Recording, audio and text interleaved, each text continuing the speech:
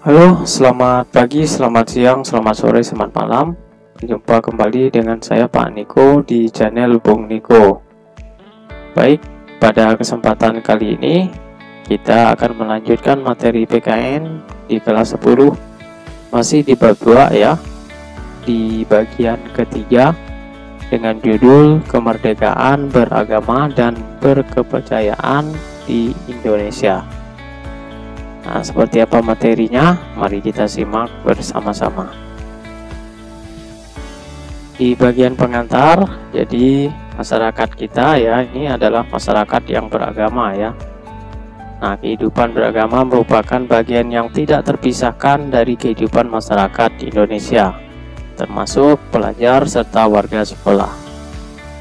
Misalnya di awal dan di akhir pelajaran kita selalu berdoa sesuai agama dan kepercayaan masing-masing. Hal ini juga berlaku ketika kita berada di lingkungan keluarga dan masyarakat. Kita dapat melakukan kegiatan keagamaan dengan nyaman, aman, dan tertib. Nah, hal itu semua tentu dikarenakan di negara kita sudah ada jaminan yang menjamin kemerdekaan beragama dan berkepercayaan yang dimiliki oleh masyarakat Indonesia. Nah, ini jaminan hukumnya terdapat atau tertuang dalam Undang-Undang NRI Pasal 28E ayat 1 dan 2. Berikut bunyi ayat 1 ya. 28E ayat 1, setiap orang bebas memeluk agama dan beribadat menurut agamanya, memilih pendidikan dan pengajaran, memilih pekerjaan, memilih kewarganegaraan, memilih tempat tinggal di wilayah negara dan meninggalkannya, serta berhak kembali. Kemudian ayat 2, setiap orang berhak atas kebebasan meyakini kepercayaan, menyatakan pikiran dan sikap sesuai dengan hati nuraninya. Itu ya ketentuan dari Undang-Undang Pasal 28E ayat 1 dan 2.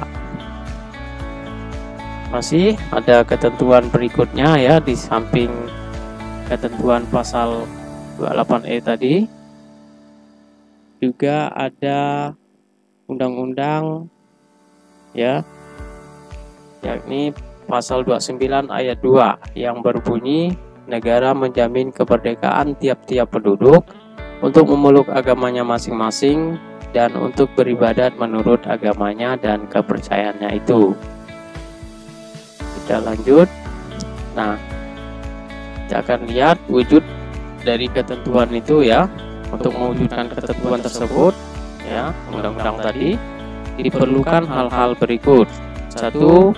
Adanya pengakuan yang sama oleh pemerintah terhadap agama-agama yang dipeluk oleh warga negara. Kemudian tiap pemeluk agama mempunyai hak, kewajiban, dan kedudukan yang sama dalam negara dan pemerintahan. Yang ketiga, adanya kebebasan yang otonom bagi setiap penganut agama dengan agamanya itu. Kemudian yang keempat, adanya kebebasan yang otonom bagi tiap golongan umat beragama ya, serta perlindungan hukum dalam kegiatan keagamaan. Oke, kita akan lihat pengertian kemerdekaan beragama dan berkepercayaan. Nah, jadi setiap manusia itu bebas memilih ya. Makna dari kemerdekaan beragama dan berkepercayaan itu, setiap manusia bebas memilih melaksanakan ajaran agama menurut keyakinan dan kepercayaannya, yang mana tidak boleh ada paksaan oleh siapapun. Nah, kemerdekaan beragama dan berkepercayaan itu ya muncul dikarenakan secara prinsip tidak ada tuntunan dalam agama apapun yang mengandung paksaan untuk memaksakan agamanya kepada orang lain. Itu ya. Nah, lantas apakah boleh kita tidak memiliki agama atau tidak bertuhan? Tentu jawabannya tidak boleh ya. Kemerdekaan beragama tidak dimaknai sebagai kebebasan untuk tidak beragama atau bebas untuk tidak beriman kepada Tuhan ya. Kemudian ada juga hal-hal yang tidak dibolehkan ya, seperti perilaku penistaan agama dan peribadatan yang menyimpang. Oke. Nah, materi berikutnya, poin berikutnya itu membangun kerukunan umat beragama.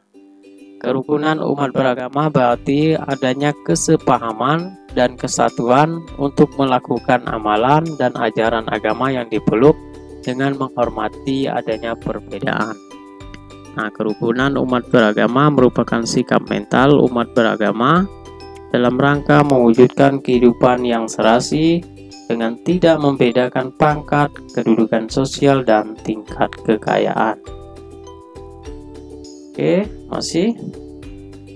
Nah, tujuannya apa? Tujuan dari membangun kerukunan umat beragama itu yaitu terbina dan terpeliharanya hubungan baik dalam pergaulan ya, antara warga yang seagama maupun yang berbeda agama. Nah, di negara kita mengenal konsep tri kerukunan umat beragama, yaitu 3 kerukunan umat beragama. Yang pertama, kerukunan internal umat seagama. Yang kedua, kerukunan antar umat berbeda agama. Dan yang ketiga, kerukunan antar umat beragama dengan pemerintah. Oke, demikianlah materi kita pada kali ini. Mohon maaf atas segala kekurangan. Terima kasih atas perhatiannya. Semoga bermanfaat.